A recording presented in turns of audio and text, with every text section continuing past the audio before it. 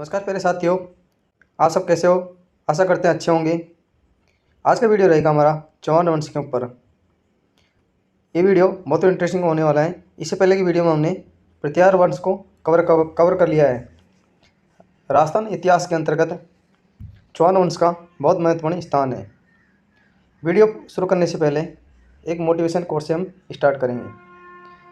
माझी तेरी कश्ती के तलबगार बहुत है, माझी तेरी कश्ती के तलबगार बहुत है, कुछ इस पार तो कुछ उस पार बहुत है। जिस शहर में खोली है तुमने शीशे की दुकान, उस शहर के में पत्थरों के खरीदार बहुत हैं।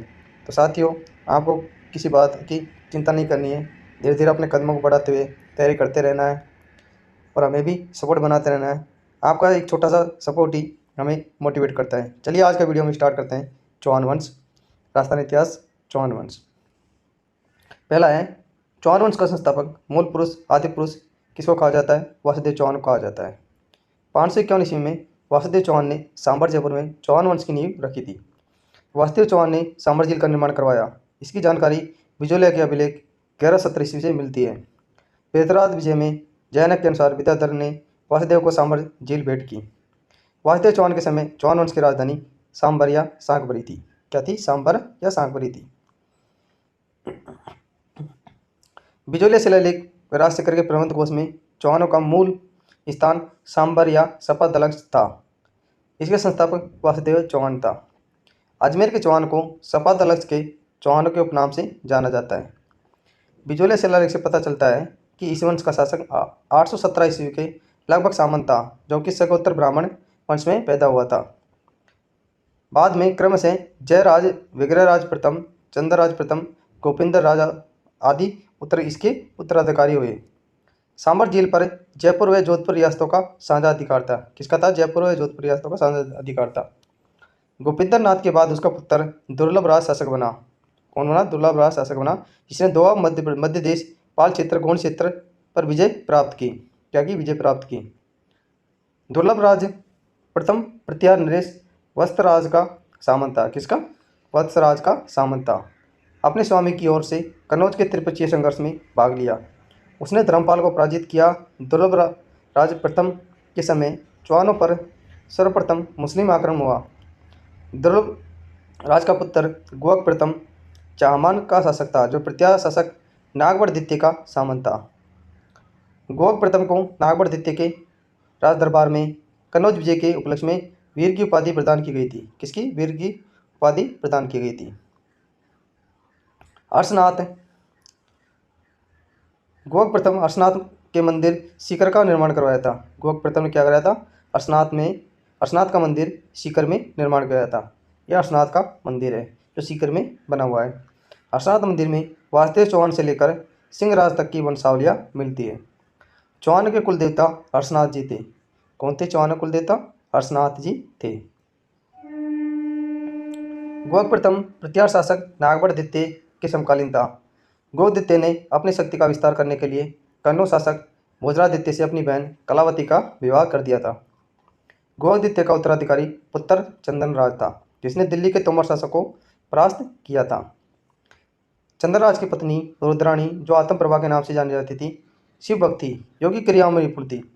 पुष्कर में अपने इष्टदेव महादेव के सम्मुख प्रतिदिन 1000 दीपक जलाती थी। चंदनराज का उत्तराधिकारी वागपतिराज प्रथम था। वागपतिराज ने प्रत्यार को परास्त कर कई भागों को अपने राज्य में मिला दिया था। वागपतिराज के लिए कहा जाता है कि इसने कुल 188 युद्ध लड़े, सिंहराज तोमर के पुत्र को भी हराया था। सिंहराज ने परम भट्टारक महाराजा धीराज की उपाधि धारण की। सिंहराज द्वारा अर्शनाथ मंदिर का निर्माण कार्य आमतौर पर पूरा करवाया गया। विग्रहादित्य चौहान के वंश के प्रारंभिक शासकों में बड़ा प्रभावशाली तथा प्रथम प्रतापी शासक था। विग्रहादित्य ने मूल राज चालुक्यों को परास्त किया और इस विजय के उपलक्ष्य में विग्रहादित्य ने बृहकच्छ में आशापुरी देवी का मंदिर बनवाया। विग्रहादित्य ने खुर्रंजोधर की उपाधि धारण की। विग्रहादित्य ने गुहक प्रथम द्वारा निर्मित अर्शनाथ मंदिर के निर्वाह के लिए छत्रचर, शंकररंक नामक 2 गांव दान में दिए। इसका उत्तराधिकारी दुर्लभ राज द्वितीय तथा आगे गोविंद तृतीय था। गोविंद तृतीय ने पृथ्वीराज विजय के अनुसार वैरी भट्ट की उपाधि ग्रहण की थी। फरिश्ता के अनुसार फरिश्ता ने गोविंद तृतीय को गजनी के शासन को मारण में आगे बढ़ने से रोकने वाला कहा। गोविंद तृतीय के बाद उसका पुत्र वाकपति राज द्वितीय शासक बना, जिसने मेवाड़ के शासक अम्बा प्रसाद की हत्या कर दी। किसकी कर दी थी? अम्बा प्रसाद की हत्या कर दी थी। वाकपति राज के काल में उसके पुत्र लक्ष्मण चौहान की नाडोल शाखा प्रारंभ हुई। किसकी? लक्ष्मण चौहान की नाडोल शाखा प्रारंभ हुई।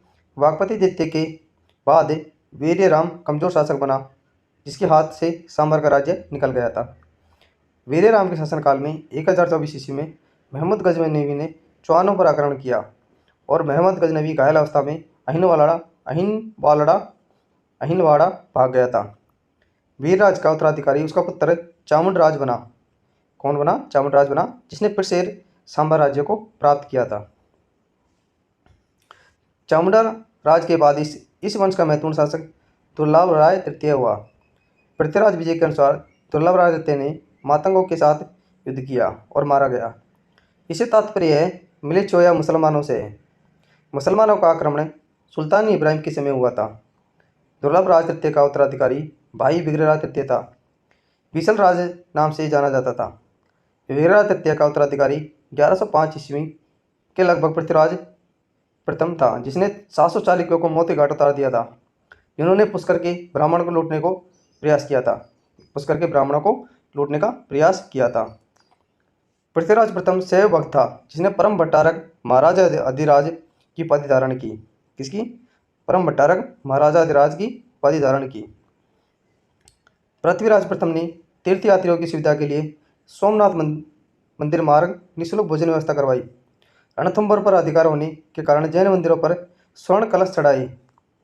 पृथ्वीराज प्रथम के समय राजशेखर के प्रबंध कोश के अनुसार बगुली शाह के नेतृत्व में तुर्क सेना को पराजित किया था। पृथ्वीराज प्रथम के पश्चात उसका पुत्र अजयराज शासक बनता है। कौन बनता है? अजयराज शासक बनता है।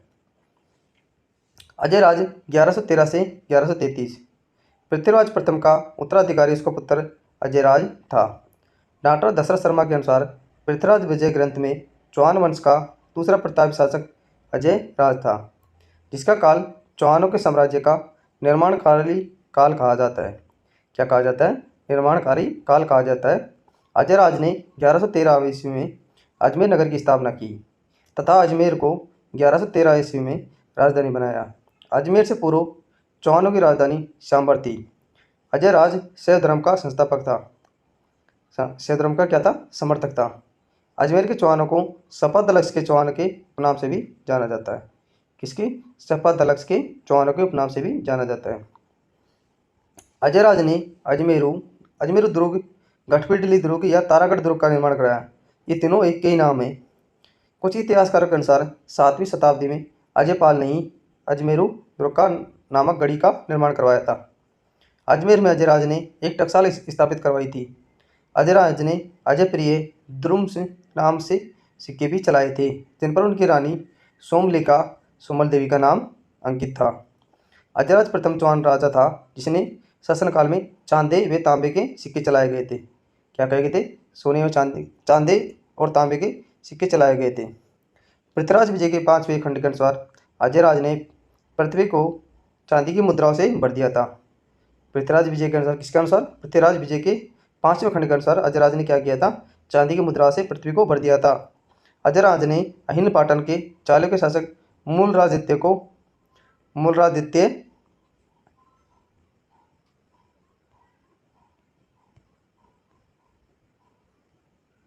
मूलादित्य व मालवा के परमार शासक नरवर्मन को पराजित किया था। पृथ्वीराज विजय के अनुसार मालवा के राजा नरवर्मन के सेनापति सुलण को पराजित कर उसे घोड़े की पीठ पर बांधकर अजमेर ले आया। पृथ्वीराज विजय के अनुसार अजयराज ने तुर्क सुल्तान शहाबुद्दीन को परास्त किया था। विजोलिया शिलालेख के अनुसार श्री मार्ग श्रीपत वर्तमान बयाना भरतपुर के चंचिंग सिंगल यशोराज नामक 3 वीरों को हराया था। मथुरा क्षेत्र के आसपास अजयराज की रजत मुद्राएं मिलती है, जो उसके अधिकार क्षेत्र के अंतर्गत आता था। अजयराज ने दिगंबर श्वेतांबर के मध्य प्रतियोगिता की अध्यक्षता की। अजयराज ने स्वयं अपने पुत्र के पक्ष में सिंहासन त्याग कर जीवन के अंतिम दिन पुष्कर में तीर्थ करके व्यतीत किए थे। अजयराज द्वितीय को चाणक्य द्वारा पृथ्वीराज विजय ग्रंथ में पृथ्वी को चांदी की मुद्राओं से भर देने का श्रेय दिया गया। अरुणोराज या अनाजी 1133 से 1150 ईस्वी। अरुणोराज ने अनाजी के नाम से जाना जाता है। अरुणोराज ने अजमेर में आना सागर झील का निर्माण करवाया था। बिजोलिया शिलालेख के अनुसार आना सागर झील का निर्माण 1133-37 ईस्वी में पृथ्वीराज रासो में 1135 से 1137 बताया गया है। आना सागर झील का निर्माण 1137 ईस्वी में तुर्कों की सेना के संहार के बाद खून से रंगी धरती को साफ करने के लिए चंद्रा बांडी नदी के जल को रोककर बनाया गया था। यह झील नागपाड़ी या तारागढ़ के मध्य स्थित है। आना सागर झील के किनारे मुगल शासक जहांगीर ने दौलत बाग बनवाया था, जिसे वर्तमान में सुभाष उद्यान के नाम से जाना जाता है। सुभाष उद्यान में नूरजहाँ की मां असमत बेगम ने गुलाब से इत्र बनाने की विधि का आविष्कार किया था। शाहजहां ने आना सागर झील के किनारे संगमरमर की 5-12 दरियों का निर्माण करवाया था। अरुणोराज से धर्म का अनुयायी होते भी इसने पुष्कर में विष्णु के वराह मंदिर का निर्माण करवाया था। वराह मंदिर का जीर्णोद्धार समर सिंह ने करवाया था। मुगल सम्राट जहांगीर ने वराह मंदिर की विष्णु मूर्ति को पानी में फेंक दिया था। अरुणोराज के दरबार में देवबोध धर्मघोष नामक प्रसिद्ध साहित्यकार थे। अरुणोराज ने तुर्क आक्रमणकारियों गजनवी को बुरी तरह हराया था। चालुक्य शासक 1134 ईस्वी सिद्धराज जयसिंह से राज्य की सीमाओं को लेकर विवाद के कारण युद्ध में अरुणराज विजयी हुआ और सिद्धराज जयसिंह ने अपने पुत्री कांचन देवी का विवाह अरुणराज के साथ कर दिया था।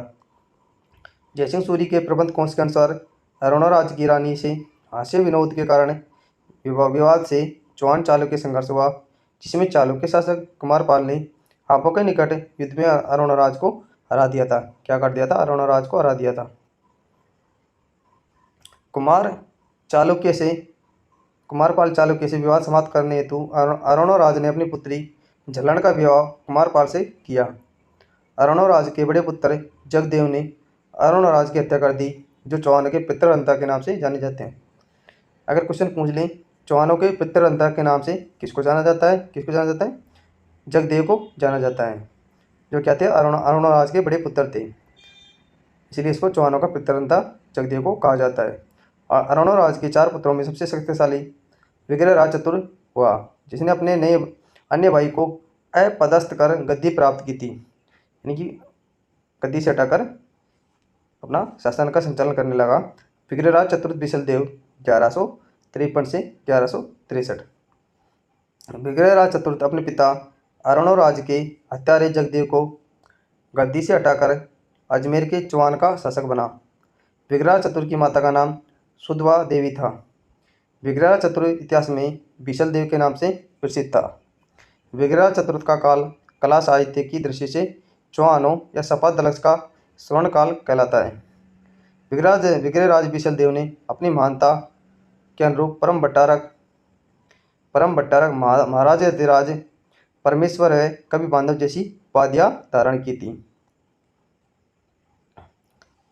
जयानक भट्ट ने विग्रहराज को कवि बांधव कटिबंधु का कहा है। जयानक भट्ट ने विग्रहराज को कवि बांधव या कटिबंधु कहा है। बिसलदेव कवियों विद्वानों का आश्रयदाता था। इस कवि बांधव के नाम से जाना जाता था, इसलिए इसे क्या कवि बांधव के नाम से जाना जाता था। विग्रहराज चतुर्थ ने 1163 ईस्वी में दिल्ली में शिवालिक स्तंभ लेख का निर्माण करवाया था। इस अभिलेख में विग्रहराज चतुर्थ को विष्णु का अवतार कहा गया है। दशरथ शर्मा के अनुसार विग्रहराज चतुर्थ ने 1157 ईस्वी में दिल्ली का योगनीपुरम के तोवर वंश के शासक तंवर को 80 का हाँसी पर विजय प्राप्त कर साम्राज्य का विस्तार किया था। दिल्ली पर अधिकार करने वाला प्रथम चौहान शासक विग्रहराज चतुर्थ था। विग्रहराज चतुर्थ की दिल्ली विजय की पुष्टि बिजोलिया के शिलालेख से होती है।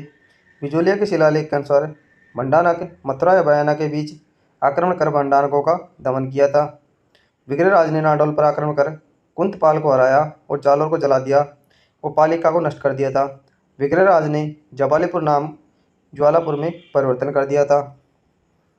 विग्रहराज ने अपने पिता अरुणराज की हार का बदला कुमारपाल चालुक्यों को परास्त कर करके लिया था। उसके अधिकार क्षेत्र पर भी कब्जा किया था। विग्रहराज चतुर्थ ने जैन विद्वान धर्मघोषूरी के प्रभाववश अपने साम्राज्य में पशु हत्या पर रोक लगाई थी। विग्रहराज चतुर्थ बिसलदेव ने संस्कृत में हरकेली नामक नाटक भी लिखा था। हरकेली नाटक में महाभारत काल में अर्जुन व शिव के मध्य हुए युद्ध का वर्णन किया गया है। बिसलदेव द्वारा संस्कृत में लिखे गए हरकेली नाटक का आधा भाग इस 2.5 दिन का झोंपड़ा नामक मस्जिद की सीढ़ियों की दीवारों पर मौजूद है। बाकी आधा भाग ब्रिस्टल इंग्लैंड में स्थित राजा राममोहन राय के स्मारक में उत्कीर्ण है।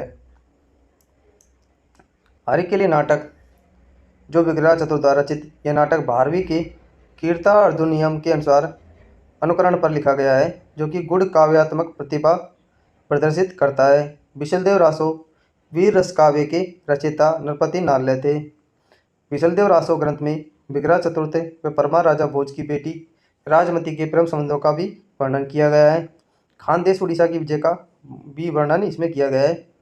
बिसलदेव का दरबारी कवि सोमदेव था, जिसने ललित विग्रहराज ग्रंथ की रचना की थी। सोमदेव ने विग्रह चतुर्थ बिसलदेव को विद्वानों में सर्वप्रथम विपश्चतना महादय कहा है। ललित विग्रहराज ग्रंथ में विग्रहराज इंद्रपुरी की राजकुमारी देसल देवी के मध्य प्रेम संबंध का काल्पनिक वर्णन किया गया है। 2.5 दिन का झोंपड़ा विग्रह चतुर्थ ने अजमेर में कंठाभरण नामक संस्कृत पाठशाला का निर्माण करवाया, जिसे शहाबुद्दीन मोहम्मद गोरी के गुलाम कुतुबुद्दीन ऐबक ने, जिसको लाक्स बख्श कहा जाता है, ने तुड़वा कर यहाँ 2.5 दिन के झोंपड़ा या मस्जिद का निर्माण करवाया था। यहाँ फारसी अभिलेख लिखवाए गए। राजस्थान में प्रथम फारसी अभिलेख यहीं से मिलते हैं। अबू बकर ने 2.5 दिन की इस मस्जिद का डिजाइन अबू बकर के द्वारा तैयार किया गया था। जॉन मार्शल के अनुसार मस्जिद का निर्माण मात्र 2.5 दिन में किया गया था, इसलिए इस मस्जिद को 2.5 दिन का झोंपड़ा के नाम से जाना जाता है। पर्सी ब्राउन के अनुसार इस मस्जिद के पास 2.5 दिन का मेला पंजाब के शाह पीर का उर्स लगने के कारण से 2.5 दिन का झोंपड़ा कहते हैं। कर्नल जेम्स टॉड ने 2.5 दिन के झोंपड़े के लिए कहा है कि मैंने राजस्थान में इतनी प्राचीन सुरक्षित इमारतें नहीं देखी। 2.5 दिन का झोंपड़ा राजस्थान की पहली मस्जिद है तथा इसे 16 खंभों का महल भी कहते हैं। विग्रहराज चतुर्थ के काल का दूसरा सबसे महत्वपूर्ण निर्माण बीसलसर झील या बांध है, जो 12वीं शताब्दी का में निर्माण करवाया था, जिसे बीसलिया कहा जाता है। क्या कहा जाता है? जिसे बीसलिया कहा जाता है। विग्रह चतुर्थ ने महादेव मंदिर का निर्माण भी करवाया था। शिवालिक अभिलेख के अनुसार विग्रह चतुर्थ ने गजनी के शासक खुसरो शाह को हराया और हिंदू राजाओं को गजनी शासन से मुक्ति दिलाई थी। दिल्ली शिवालिक अभिलेख के अनुसार विग्रहराज चतुर्थ ने मिले क्षत्रियों का समूल नाश कर हिमालय से लग कर विंध्य पर्वत तक अधिकार कर आर्यवर्त देश का नाम सार्थक किया था। किलहार ने विग्रह चतुर्थ की प्रशंसा में कहा है कि वह उन हिंदू शासकों में से एक था जो कालिदास भवभूति की ओर कर सकता था। अशोक के दिल्ली टोपरा बढ़ते स्तंभ लेख पर विग्रहराज का लेख मिलता है। पृथ्वीराज द्वितीय 1164 से 1169। विग्रह चतुर्थ के बाद उसका पुत्र अपर गांगे कुछ समय के लिए शासक बना, किंतु उसकी हत्या पृथ्वीराज द्वितीय ने राजगद्दी पर अधिकार कर लिया था। पृथ्वीराज द्वितीय विग्रहराज के बड़े भाई जगदेव का पुत्र था। पृथ्वीराज द्वितीय की निसंतान मृत्यु होने पर सोमेश्वर चौहान शासक बन बैठा था। पृथ्वीराज द्वितीय तुर्की के आक्रमण से अपने साम्राज्य की सुरक्षा करने हेतु झांसी पर अपना अधिकार अपने मामा गुइलवंशी किरण को नियुक्त किया था। पृथ्वीराज द्वितीय की निसंतान मृत्यु होने पर अजमेर के सामंतों ने सोमेश्वर चौहान को अरुणा राजकांचन देवी का पुत्र विग्रहराज चतुर्थ अपर गांगे का भाई था, जो आमंत्रित कर शासक बना था। सोमेश्वर चौहान 1169 से 1177 ईस्वी में शासक रहा। अरुणराज व कांचन देवी का पुत्र सोमेश्वर चौहान पृथ्वीराज द्वितीय की निसंतान मृत्यु होने पर शाकंभरी का शासक बना। सोमेश्वर चौहान के 2 भाई विग्रहराज चतुर्थ अपर गांगे था। सोमेश्वर चौहान शासक बनने से पूर्व गुजरात के जय सोमय कुमारपाल का दरबारी था। सोमेश्वर पत्नी कर्पूरी देवी ने के 2 पुत्र पृथ्वीराज तृतीय हर्राय तथा पुत्री प्रथा थी। सोमेश्वर ने अपनी और अपने पिता अरुणराज की मूर्तियां बनवाकर नवीन मूर्ति कला को प्रोत्साहन दिया था। सोमेश्वर चौहान ने प्रताप लंकेश्वर की उपाधि धारण की। 1177 ईस्वी में सोमेश्वर चौहान ने आबू के जय सिंह की सहायता से युद्ध में भाग लिया और गुजरात के चालुक्य शासक भीम द्वितीय ने सोमेश्वर की हत्या कर दी थी। पृथ्वीराज विजय के अनुसार सोमेश्वर चौहान ने कोंकण के शिलाहार वंशी राजा मल्लिकार्जुन का वध कर दिया था। इसके उपरांत इसी स्थान पर कलचुरी नरेश ने अपनी पुत्री कर्पूरी देवी का विवाह सोमेश्वर के साथ संपन्न करवाया। कर्पूरी देवी जो त्रिपुरी के कलचुरी राजा अचल राज की पुत्री थी, जो 1 वर्ष के लिए सोमेश्वर की मृत्यु के बाद पृथ्वीराज तृतीय की संरक्षिका बनी। कुछ मान्यताओं के अनुसार दिल्ली के राजा पृथ्वीराज चौहान के नाना महाराजा अनंगपाल द्वितीय थे, जिन्होंने पृथ्वीराज चौहान को दिल्ली का प्रशासन सौंप दिया था। सोमेश्वर का इतिहास का स्रोत है, जो कि सोमेश्वर के इतिहास का स्रोत है। साथियों, चौहान वंश में आज इतना ही। कल हम पढ़ेंगे स्पेशल पृथ्वीराज चौहान तृतीय के बारे में, क्योंकि पृथ्वीराज तृतीय का टॉपिक एक बहुत बड़ा लंबा टॉपिक है, तो इसके बारे में कल के वीडियो में पढ़ेंगे। गुजरात का इन पाटन नामक स्थान पर पृथ्वीराज चौहान तृतीय का जन्म 1166 ईस्वी में हुआ था।